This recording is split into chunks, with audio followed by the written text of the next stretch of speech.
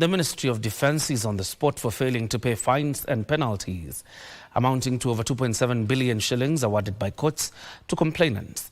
Defence Principal Secretary Patrick Mariru was at pains to explain to MPs why the ministry was losing millions of shillings through compensation of officers involved in road accidents while using government vehicles with no insurance.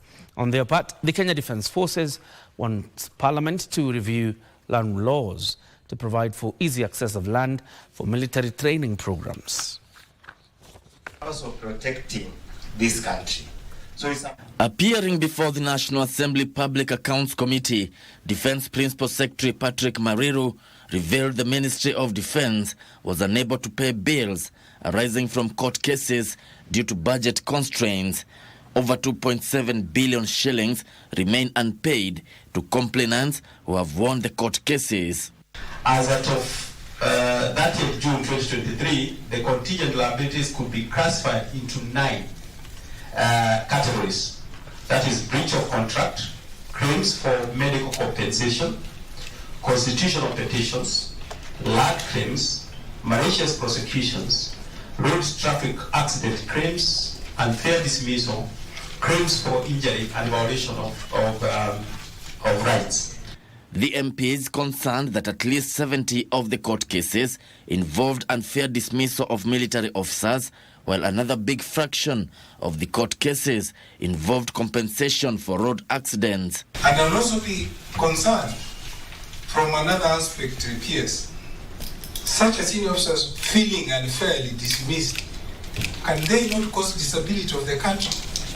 If you look at the unfair dismissal cases, they are not many in relative terms. If you just even do a comparison, there are actually very few cases. The Watchdog Committee questioning why the Ministry of Defence was losing millions of shillings through compensation of officers involved in road accidents while using government vehicles with no insurance. Basically, government vehicles, including KDF, are not insured. But when you have to spend so much money in compensation for road traffic accidents, don't you think you should actually consider taking out an insurance so that these liabilities are then deflected to an insurance company? The issue of whether we should insure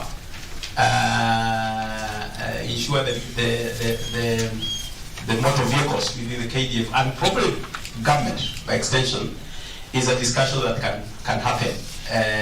Not maybe by KDF or Ministry of Defence, but entirely as government. The committee also noted a significant share of contingent liability also arose from court cases involving land matters. The KDF Vice Chief of Defence Forces, John Omenda, urged MPs to review the land laws to provide for easy access of lands for training by military. Most of what was set aside for the Defence Force, most of the land was not physically fenced. That's the beginning of the problem. And therefore, we used to fence the built-up area, but the overlying areas, which was still military land, was encroached on. Gishoki Washira, Prime Edition.